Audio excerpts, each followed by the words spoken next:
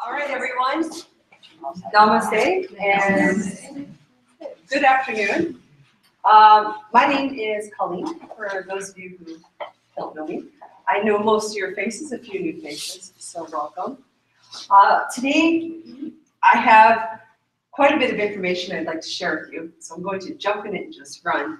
I'm going to go down the rabbit hole just a little bit, or off the ranch, however you want to call it. And the idea would be to give you kind of a overview of the big picture and the long run overall idea of yoga.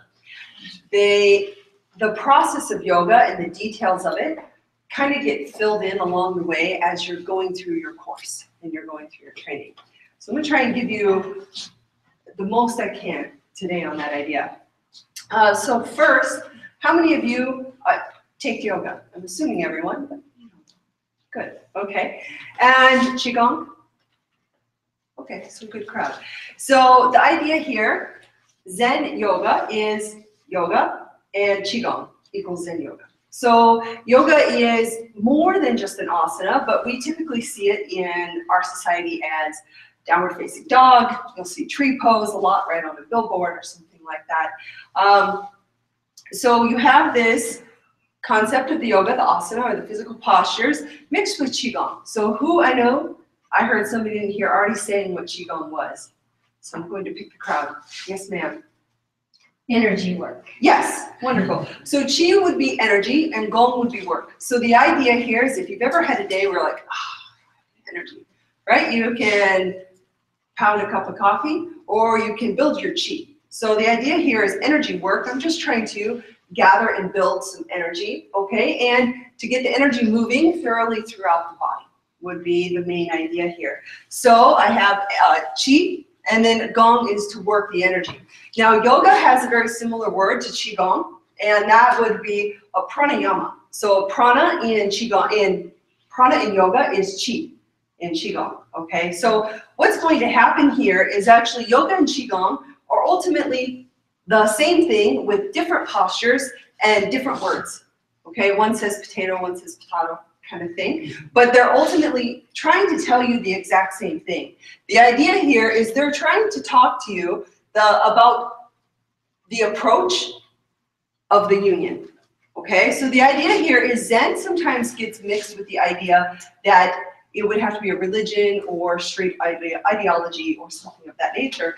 Zen is actually just an approach, a way of which you approach something. Have you ever heard someone saying, you know, oh, they have such a Zen-like way to them, right? Well, that just means they tend to approach things on a very calm, centered, you know, method or way in, okay? So it doesn't necessarily have to be put into a rigid ideology or religion. You can put it over everything. So just of how you approach. Yoga at the end of the day is a Sanskrit word, okay? So Sanskrit is ancient Vedic or old school Hindi. How's that? And eventually Zen came out of yoga. So what happened was all of this started in India, the training in this and that, and then what happened is it moved all the way into China and blossomed actually in Japan as Zen. So, but it's one big tree or one big root. Everybody has one big, it's one big family, if you would. But the idea with yoga here is the word means to join, to yoke, to bring together. They would symbolize that the word like yoking two oxen together, you know, hooking them up to plow or work a field, to bring them together.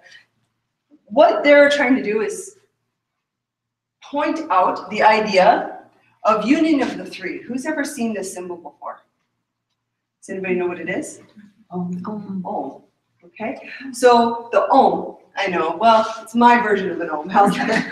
So it's probably a better drawn symbol of the Om. But that's my Om. So the idea here with the Om, and I tried to draw it so everyone could see, there's three kind of circles or arches. Does that make sense? So I have three pieces to it. The three here are symbolic of, there's always three in your studies. So what you'll notice with all of these studies is there's a 1, there's a 2, there's a 3. 1 is the consciousness within, 2 is going to be the yin yang, I'm going to get into it, and 3 is your 3 levels of self. okay? Or the 3, the body, the energy, and the self. So who's ever heard of yoga being a mind-body practice, right? Okay. We typically in the West leave out the word energy because it's still bordering on woo-woo. It's not quite accepted, you know. I can get a little bit more latitude with it in the qigong class because qi means energy. So people assume you're going to talk about energy or get off the teaching platform, right? So, but that's the idea. So here I have the mind, the self can be the mind, okay? The body and the energy, if you would. So these 3 together is actually what you're trying to create the union of. Trying to create the harmony through, okay? And that particular piece, okay, when you have these 3, they're drawn as balloons. Because here's what happens quite often is people come into yoga for one of 3 reasons, usually.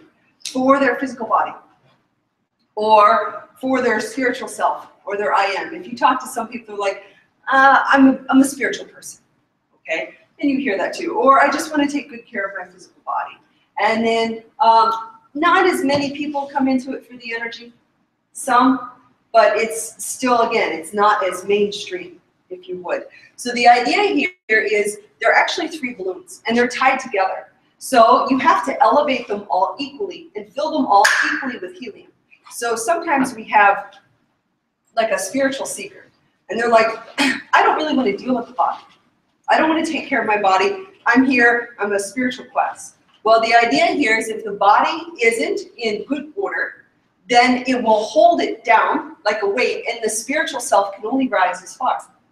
Same thing with the body. So you can be an athlete, a heavyweight trainer, you know, or anything like that nature, but that doesn't necessarily mean if you don't build your energy in yourself that that will come up. I know there was one gentleman who was a amazing athlete, and his name was Mike Shea, so I know this through somebody else, okay? And he really had trouble with the self, with the mind, but his body was in like pristine condition. So he didn't really necessarily deal with the mind. So the body and the self and everything can only elevate so far.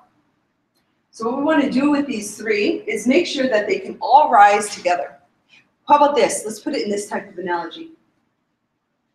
When your body is painful or not feeling well, how is your spirit? Down. It's down and doesn't feel good. So that would be like a very prime, direct example of how if this balloon is not being managed, the body balloon, then it weighs down the rest. If that kind of makes sense. So we must manage the body as well. But the spiritual self is imperative too, because that's the place where we can find the peace. The body, very temporary. And how much has your body changed since you were this big? Right? Excuse me. So we have this idea of the impermanent body. So we must have that realization and that understanding. Okay? But we need a strong body for a vehicle for that I am that resides within us, that you saw in the mirror when you were a child, in your eyes, that I am, and that you probably still see in the mirror today, if that makes any sense. So what I'm working here is trying to harmonize the 3, bring them into union, yoke, or join, or tie them together, and elevate them, to bring them up through the practice of the yoga. This is done. Does anybody know what this symbol is? A lotus. Does anybody know what it symbolizes? Consciousness. Consciousness, okay. And what else? Rebirth. Why? Any ideas? So the lotus, it lives in mud, and every night it goes down into the mud and hides, and every morning it comes back up and opens and rebirths. So the idea of the lotus here is a rebirth or a transformation. Okay, the idea with the transformation and the movement of this, the lotus flower, so you'll see these 3 symbols pretty consistently. I'm going to come back to this one in just a moment because it's going to tie in. So I have the understanding of the 3, harmonizing the 3, and then working on the transformation. Well, what is What am I trying to transform? Anybody want to guess? Looks like it said earth, so it would be the form. Okay, so I am trying to transform the form. I'm also trying to transform the energy in the cell. So the idea here, let's take an idea with your energy. Let's talk about that just for a moment, okay?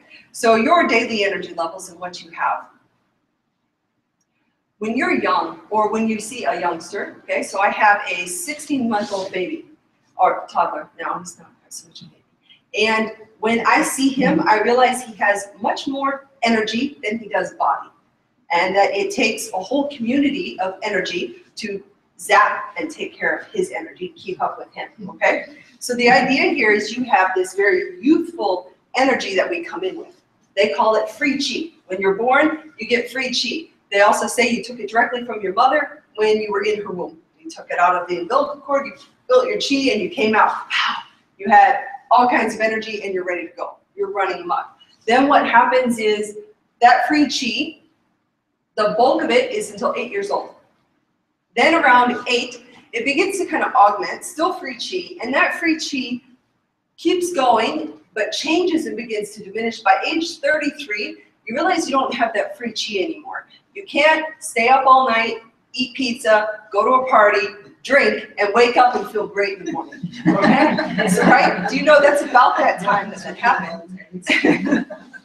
So, but that's when that kind of free chi, if you would, begins to leave. That day you wake up and you realize, oh, I can't do that anymore. Because it's not that time in your life.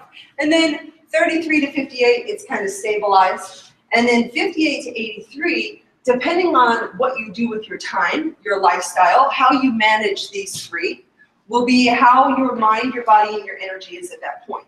The free chi has kind of left the building, and now nature has decided that you should be mature enough to deal with getting your own chi, or managing your own idea and energy. What happens with chi, okay? Chi is made up of two things. What do you think it's made up of?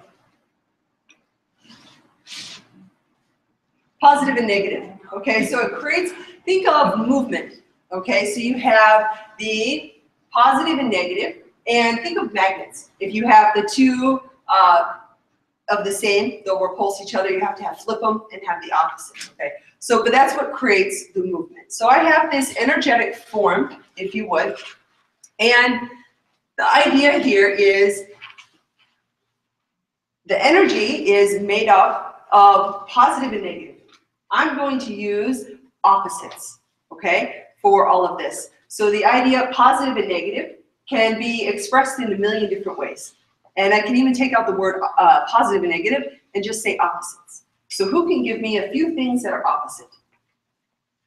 Hot, black, and white. Hot, cold, black and white. Up and down. Up and down. Keep going. Night, day. Night, day. Sleep and awake. Sleep and awake. Good, bad. Good, bad. Okay. So here's one of the pieces of understanding is that we live in a world of opposites. So it's very hard if you look around to find something that doesn't have a polarity. You have sun and moon, you have in and out, right? You have up and down. We've already kind of talked about that. Here, the main basis of the transformation and the understanding is going to be built on a process called fire and water, or Kananli, okay? Now, again, what I'm trying to do to you, or give you today, is a big overview of the idea, because as you go through your training, these pieces will kind of come into line as far as, oh, this is why I'm doing this. This is why I'm holding this posture for this long. Oh, this posture is really hard. Oh, you know, things like that as you're going to go through your process. So the idea here, I want to talk about this particular piece. This is going to be the explanation of fire and water. We're going to be using a lot of symbols in speaking. Words can get very narrow, and they can mean one thing. Okay? But a symbol can mean many things. So this Om can mean three things. It can mean mind, body, and energy, or it can represent the awakened state, the dream state, and the unconscious state. Okay? So each symbol gives you a broader view of what you can have. Okay, so this piece over here, the fire and the water, This is the basis of that youthful energy. So when you come in this world, when any child, when any person, when any baby is born in good order, they will have what's considered water above. So who's ever seen a baby? They're drooling out the mouth. They have spouting. Even their eyes are always kind of moist. Everything's very, very moist. And then their bellies are warm. So as a caregiver, as a mother, as something like that, understanding, if the baby's head gets hot and the belly gets cold, you tend to have a problem. So the idea here is I have to keep the head cool and the belly warm. As we age, this can be seen as the head beginning to dry out. The sinuses start to get dry. The mouth begins to dry, the eyes begin to dry, things like that. The cold begins to show up in digestion and sluggish digestion, elimination, things of that nature. So the idea of what I want to do here is there's this process. So it's an alchemy, if you would. So I'm looking to ultimately create an alchemy for transformation of the three, the mind, body, and the energy, through my approach. So I'm going to unify the three through an approach, understanding those three through this process and this alchemy. So first I have to know that that exists. And then I have to learn 108 ways in which that could exist. So I want to picture the head being cooled with water, okay, and the belly being warmed with fire. The idea here is nobody likes a hot head, okay? So the heat tends to rise up. When you're young, the belly is warm, okay, and the head is cool and wet, moist. As we age, we pass that free chi point at 33. What happens is this begins to flip. Instead of the head, the water being above, and the warm belly, well, the digestion starts to slow down. You can't eat that pizza anymore for a whole pizza at night and wake up feeling good, right? Because the heat and the fire in the digestion. So that begins to become sluggish and kind of slow down. And the heat begins to come up. The water, okay? The water begins to descend, that's that cool, and the heat begins to come up, the head begins to get hot. What are we going to do? The first thing we want to work on is this reversal, this flipping it. We're going to do it with specific breath work, pranayama and energy, bringing this water up and descending this heat down. Okay, so some of you, I know there's a couple of you who would know this pretty well. So I have to understand that that's even part of the concept and the idea. The ultimate goal here is to bring them together. They say water, if you have the water above and the fire below, fire goes up and water comes down. They create union. They kind of come together. This is like a basis of alchemy of life. Okay? So, kind of an interesting idea with that. So I have the ultimate goal here of working with these two opposites. Okay, and my opposites are going to be expressed and understood from the very beginning. So I have an approach and bringing the union together through the laws of opposition. Okay, but the idea here too is this would be a yin yang. So the idea is I have the white above and the black below. Okay, and those are my two polarities. Then what begins to happen is they take a bite out of each other, and that begins this movement or this energetic process, this energetic moving, okay? Then I take and create an intention for how I want that process to happen. How do I want the physical body to be? How do I want the energetic self or the energy to be? And how do I want the self to be? Okay, so if I take all of these pieces and I try to elevate these things, I'm trying to lift what's known as my frequency. So who's ever heard of like the law of resonance? Law of frequency, okay? So the idea here that I'm trying to bring these up on all three levels. If I lift one, it'll help the others, but if I lift all three, they'll come up. My ultimate goal here is to bring up the frequency of self, bring up the frequency of body and energy. So energy is just simply a frequency, if you would. So that light, the reason why we see the different colors is red moves at one frequency or wavelength, right? Yellow moves at a different one, blue moves at a different one. So they all move at a different frequency. What our ultimate goal here is to create a nice high frequency. Frequency of what though is the question. The idea here is you can see, I drew this as a line, so the frequency of how often it crosses this line would be a high frequency. This line we want to look at as the path, the approach, the way. They'll call it the Tao, okay? Or the Golden Mean, or the middle road, or the use path to enlightenment, if you want to go down that road. But there's this line here, and this line is when you, how about this? Aha. There's a few times in life where you kind of get an aha moment, like a special moment where you realize, aha, life is bigger than just my body. Aha, life is bigger than just this emotional state. It's a moment of clarity. It's a moment of Zen. It's a moment of stillness. It's a moment of peace. It's a moment of no sound, no thought. There's just, and it kind of stops. You'll hear often people, usually you can get them like a moment, an aha, a clear moment of Zen, of Satori, of no mind, no thinking. And you can get that, they'll get it often through trauma. So maybe if you've ever been in a car accident, and at that moment, while you're going in the car, whatever's happening, everything tends to go slow. It's like the world slows down. Everything's in slow motion, and everything becomes very smooth. So that would be like a free kind of traumatic moment, if you would. We're not really looking to go for that moment from a space of trauma. We'd like to go there from a space of Zen. Okay? And the idea here is to clear that mind so you can more frequently reside in the present moment, okay, in the Tao, in the space of Zen. So this could be seen, of course, on a mind level. So the mind, a very active piece of us, usually, or maybe just my mind, okay? So usually what happens is the mind, the monkey mind, goes and goes and goes and chats and chats and chats, and it loops. Even now, as I'm speaking, there's a good chance you have internal dialogue. Oh, maybe I'll get a coffee after this. Oh, what's happening? Something, whatever's happening inside the head.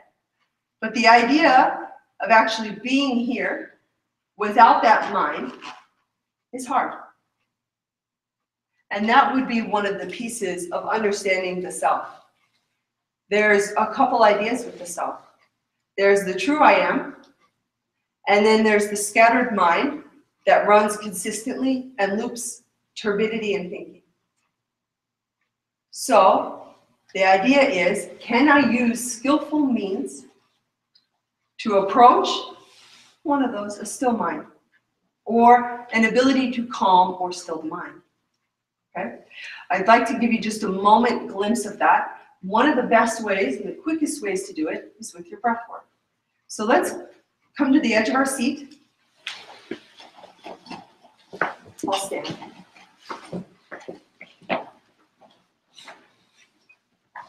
So here what we're looking for is just simply a moment where the body's at ease and the mind is calm. We'll deal with the energy portion later. So you can release the hands down. You can lengthen the spine, drop the chin. The eyes should be relaxed.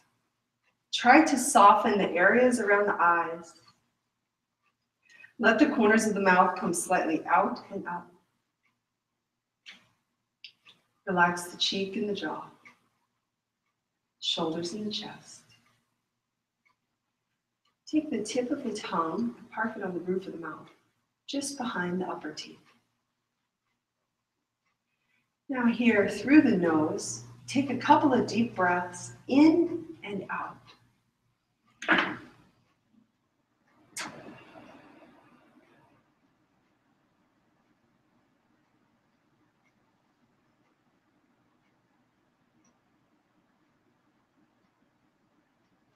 Now, as you inhale, breathe slowly in and let the breath fill the whole torso, come down into the belly, and let the belly relax outward.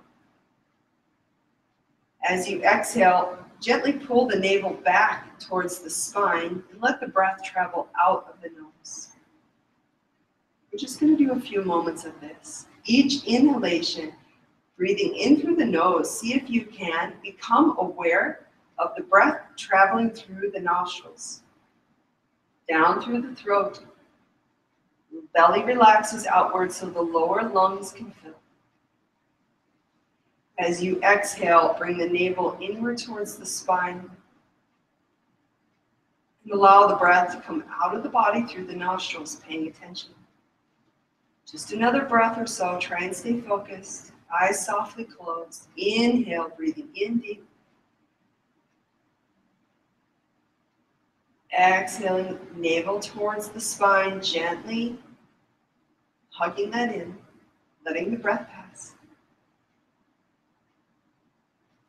Good. Inhale and exhale. Last couple, try to pay attention to the breath, although the mind might throw in some opinions or thoughts. If it does, just return practicing inhaling and exhaling.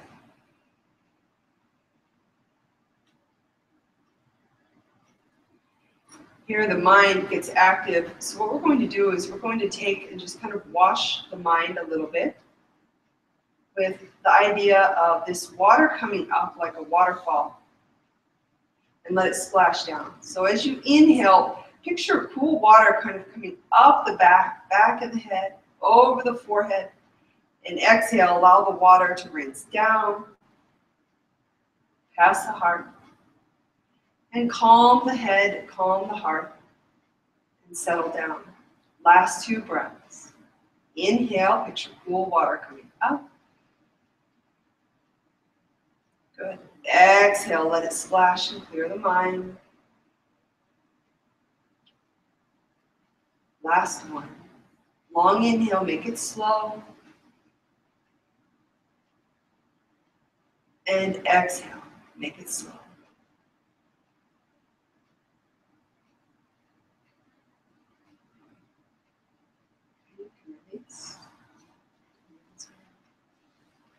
So the idea, maybe just a touch calmer, a little bit more at ease. The idea here is calming the mind and the excess thinking helps lift that balloon. Calming the heart and the excess stirring emotion helps lift the energetic balloon. Bringing and settling all of that down gives the body, okay, so even just the breath work pumps and moves the body. Okay, it creates movement in the internal organs. So again, it lifts that balloon. So I have this idea here of really working all three levels.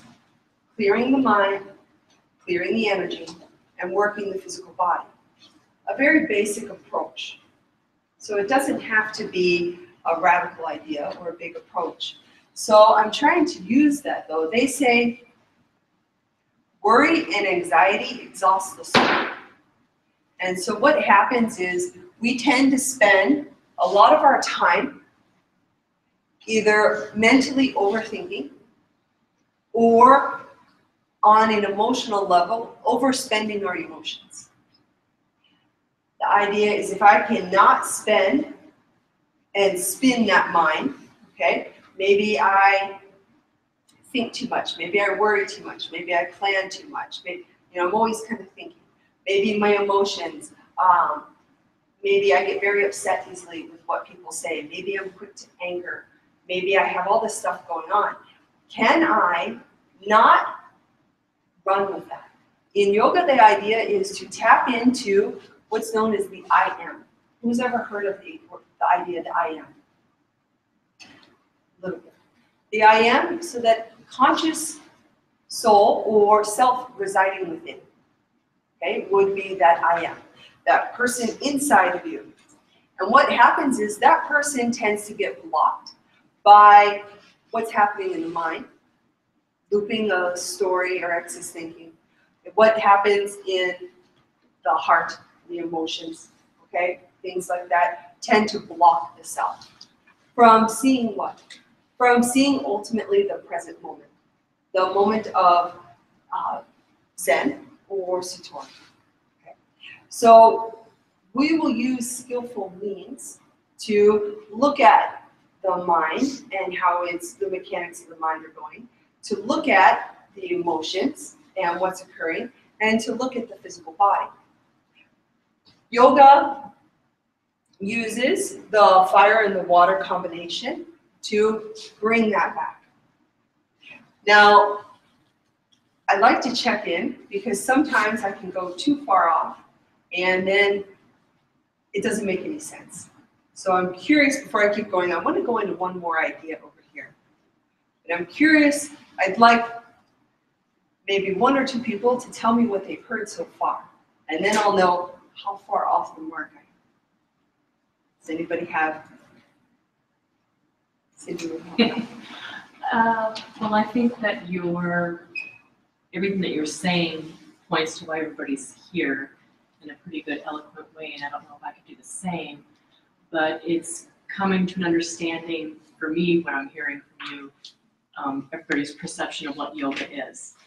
Okay. And so, a lot of people are here just to work on your body, or what do you say, just your mind, or what have you, and then melding it with the idea of what Zen Yoga is. So you introduced the 5 elements, and you started pointing to the wood and the metal, and I'm assuming you're going there next. I am going there. Okay, so she kind of brought in the idea. So, and Cindy has been training for a while, so that was easy for her to kind of pull everything together. Thank you. So the idea here is giving you a framework so that you'll know kind of what you learned through the process and everything that's happening. The 5 elements, there's this concept that we have, yin-yang, okay, opposite, and form. Everything that you are existing in is a level of form, okay? And if we can understand what's happening with that level of form and how it moves, then we can use it for ourselves. And that level of form, or those 5 elements, can go to your organs, they can go to your emotions, they can go to feng shui, if you happen to be into that idea of what that is. And it can go into your different types of practice. So your water, there's 5 elements. Let me see where I am even. Who can give me the 5 elements? Fire, water, earth, air, metal, same. Wood. Very good.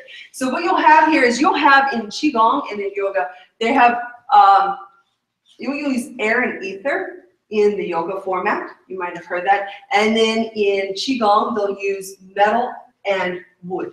But ultimately, metal and air are the same. Okay? So think metal would be like a periodic table of elements. Okay? And oxygen would be one of the ones on there. So that would be metal. Ether would belong to wood. And here in the idea with the qigong is wood belongs to anything that which is animated. So a human being is animated, a rabbit is animated, a flower is animated, it can turn towards the sun. Okay, so ether and wood. So we have those things. So we have these 5 elements. Just know you'll hear both of them. And you kind of go through that. Okay, now those particular 5 elements can be overlaid. Let's look at just your yoga practice. So forward bends, right? Reaching over, pressing the earth. Forward bends belong to water element. So you'd need a specific amount of water element postures. Heart openers, so cobra pose, anything that opens the heart, back bend, wheel pose, anything that opens that. Fire element, it opens the heart, creates fire. Who's done either of these postures? Who's done like a forward bend? Anything of that nature? And who's done like a cobra? Okay? Can you think back, and when you did your cobra, can you remember any sensation of warmth that comes up? It'd be easier if I had to do it now, but I didn't have anyone dressed for practice. So, but the idea, so you can remember the heat coming up in a cobra pose. And emotion. Yes, the emotion that comes up. And usually, so what happens, and that's a great point. So within your yoga practice, your postures often point out your emotional state. And that's kind of where these three tend to tie in. A great way to get to know yourself is to hold a posture. It'll tell you what's happening inside you, what emotions coming up, how much resistance you have to doing the posture. BKS Iyengar always says the posture begins when you're ready to get out. So if you're doing a posture, so you're doing a warrior two pose, and you're 30 seconds into it and you want to get out, they say that's when the posture begins. That's when the work begins. That's when the effort begins. Because it does take a certain amount of effort to transform. They call that tapas, or a fiery willpower, or an effort, or like a determination to kind of break through and to go through this particular process.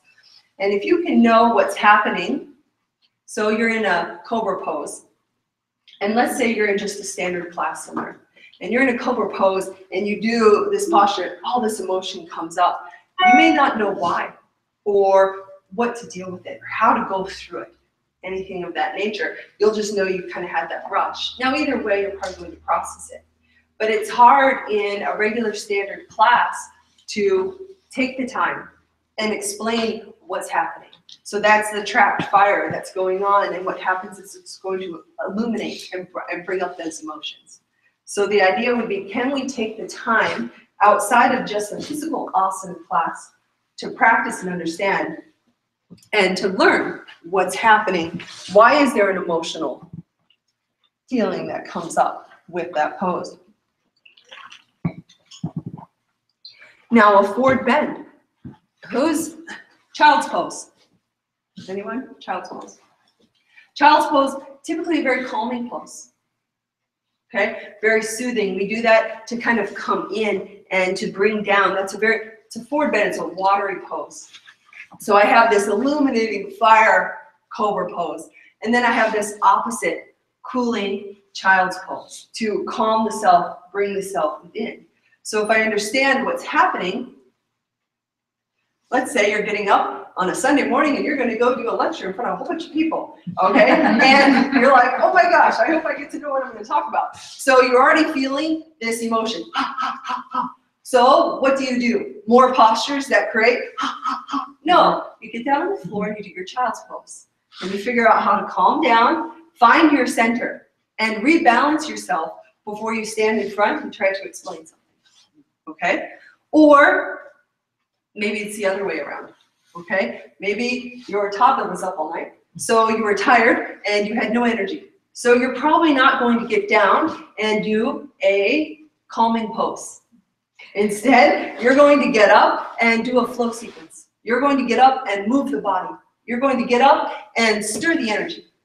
So a lot of this teaches us how to coexist with our daily life, okay? Teaches us how to use the understanding of the practice to create our body where we need it to be, to harmonize for that day and for our season of life, kind of what's happening.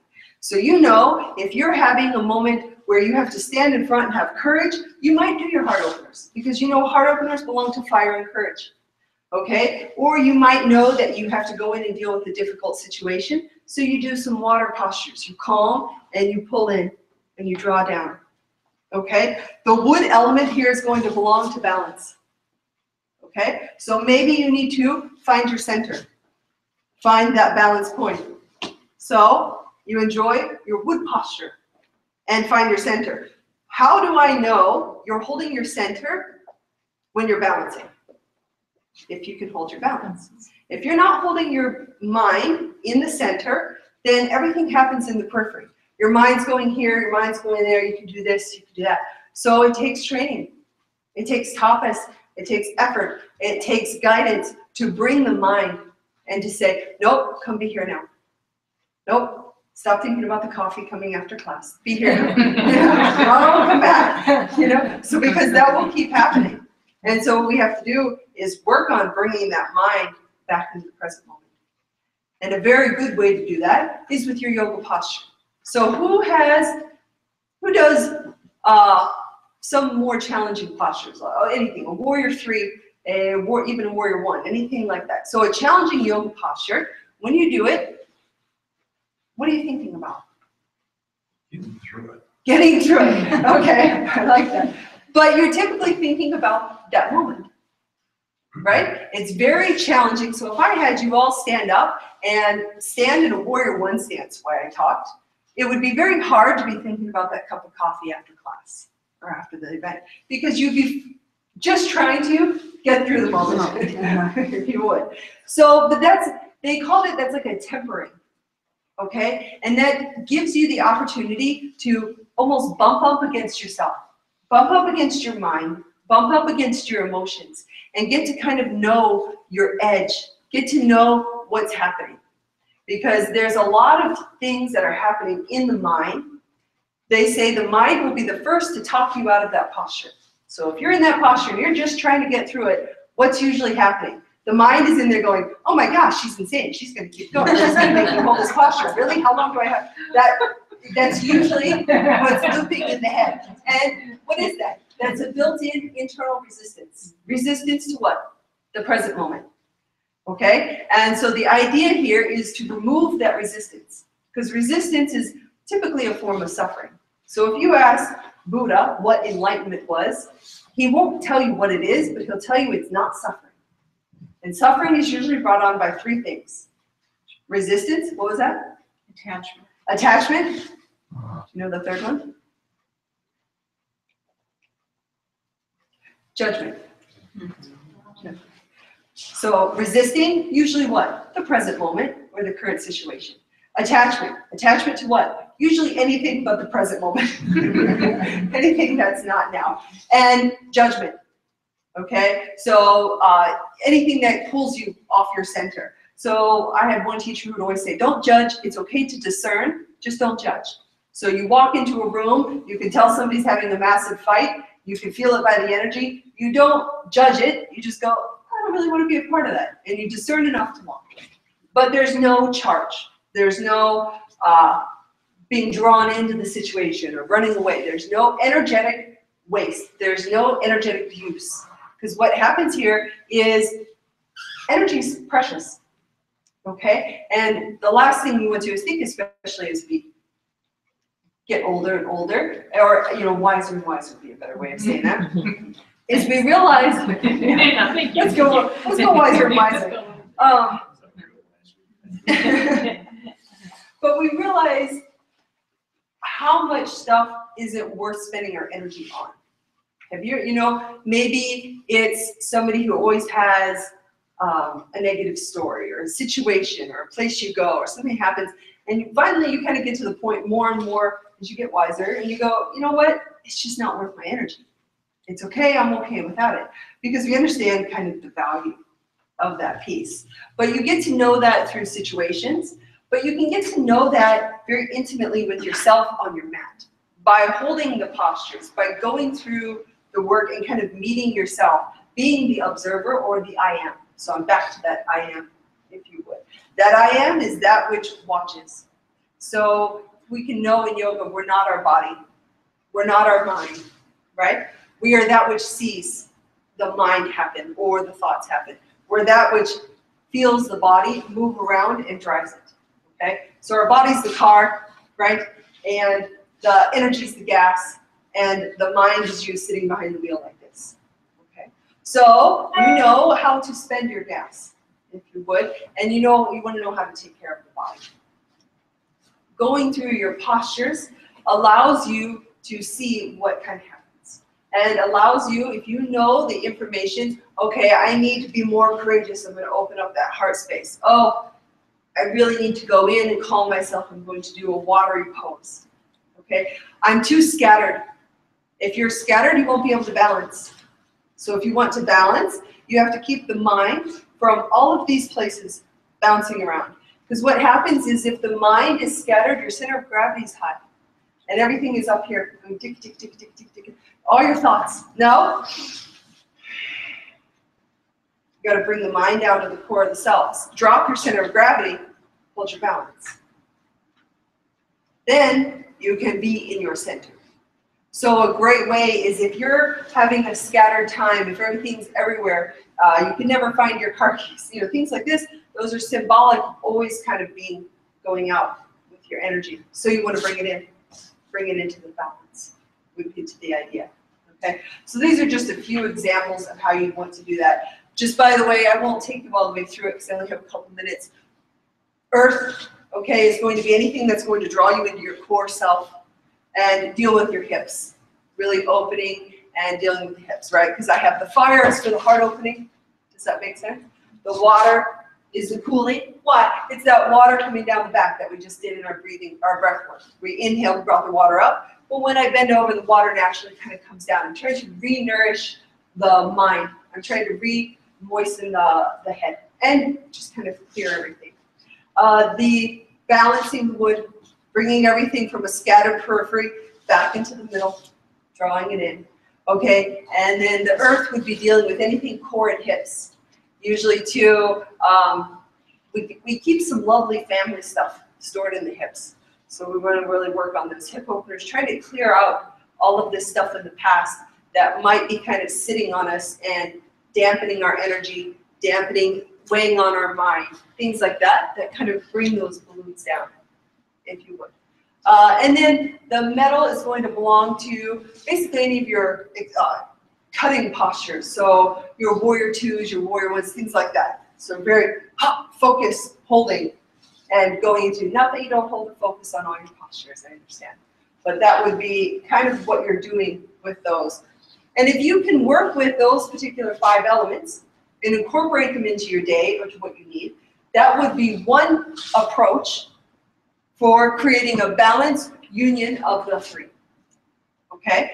And that could be just working through the physical level. There's more on the board that I was able to get to, but you can balance the self with more than just your asana practice. In yoga, they talk about the 8 limbs of yoga. Anybody heard of 8 limbs of yoga by chance? Okay, so this would be the basis. But it's yama, niyama, asana, pranayama, pratyahara, dharana, dhyana, and samadhi. So asana, if you show up for a physical asana class, which is what you're doing when you're doing your downward dog, you're doing your child's pose, wonderful. But that's like 1/8 of your yoga practice.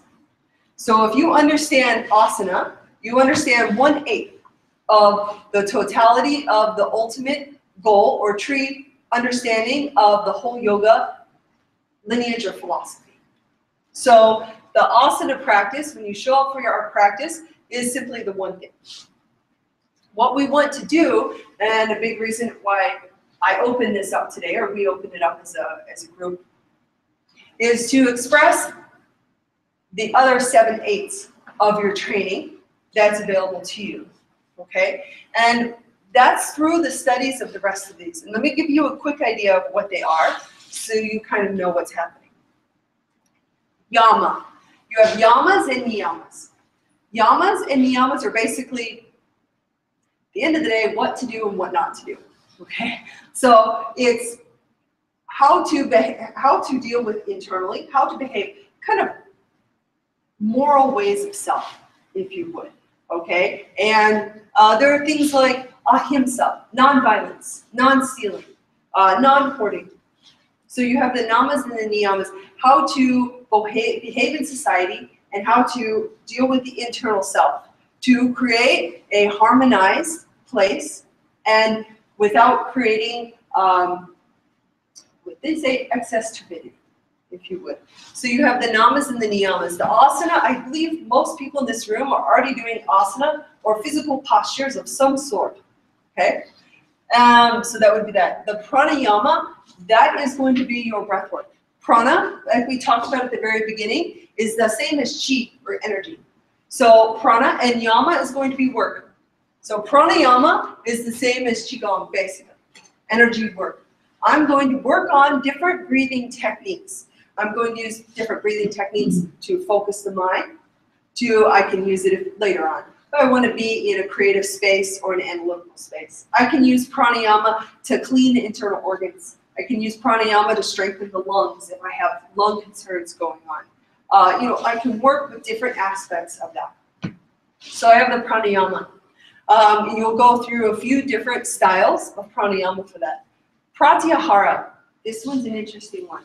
This one, don't have time for it. Draws into the 5 senses, but it's withdrawing from the senses. What takes you away from the I am the most, or your center the most, are your senses. Oh, what's that smell? It smells like Grandma's kitchen. When I was 5, she made these cookies and it was Christmas. Poof, you're gone. You're no longer in the present moment. You're 5 years old in your grandma's kitchen. Not always a bad thing, but sometimes it's crazy Uncle Ernie at Christmas when you were 12. But it can take you away from the moment. The eyes can lead you away. Things you hear. But what was that? Oh, you're trying to listen to, is that a car? Is that a thing? What's happening? And the mind goes. And it takes you away from the present moment. That space of Zen. So we're always trying to come back to that. Pratyahara is realizing that the senses pull you out, allowing them to exist, but not to be pulled by them. Use them if you need to. Strong idea. Dharana and dhyana, these are interesting. These are concentration and meditation. Probably starting to be 2 of the most challenging concepts within yoga. Okay? Meditation. Everyone, easy? Enjoy? Nice, simple, sit, quiet, no mind, nothing happening, right? No? Thought it was just me. Okay. Dharana and dhyana, the first one is concentration. The second one is then you can achieve meditation. The problem with meditation is we hear it mainstream and we assume everyone's like, okay, we're going to take a meditation class. Everyone sit down. And then you sit down and you go, and the mind starts going. And then you're like, but I can't stop. You must learn concentration first. So they say the mind is a monkey. Okay? They call it the monkey mind. And it will always leave. So even now I'm talking and you're back to thinking about that cup of coffee. Because that's the monkey running away with your thoughts. So the Taoists say, chain the monkey to the tree. Bring it back to now. Bring the mind back to the present moment. But no, he's a master locksmith and he's going to get out. So that's how that happens. So the dharana here is the concentration of remembering to bring that monkey back. So when you're sitting here and you're listening to this and you start thinking about that cup of coffee, you go, no, I'm doing this now. No, I'm bringing, that's that concentration, trying to bring it back. And it takes work. It's like training a toddler, okay, or any person, a child and a dog, I guess, if you're into that. So, but it's training the mind to stay what? To concentrate in the moment. Then, once you have the monkey trained to sit still, you can meditate. Then that can happen. But you'll need to go through the skillful practice of how to achieve that, usually before you can get to meditation. That meditation leads to that moment of, right? The stillness, that aha, that nothing. So you can go with the idea, did you hear that?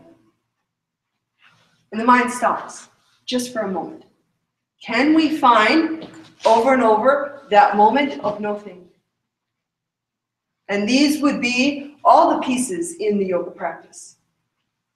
So above and beyond, what you can do in a beginner class or flow class. So no matter how well they're taught in asana class, it's very difficult to go through the rest of the understanding, to go through the practices of concentration and meditation, to know where you need to go. So these ideas is what we open today for, so that we could all show you and share with you the idea, asana, 1/8 of your practice. Look at the rest of your practice as well, or the rest of the pieces available to you in the idea of the yoga practice.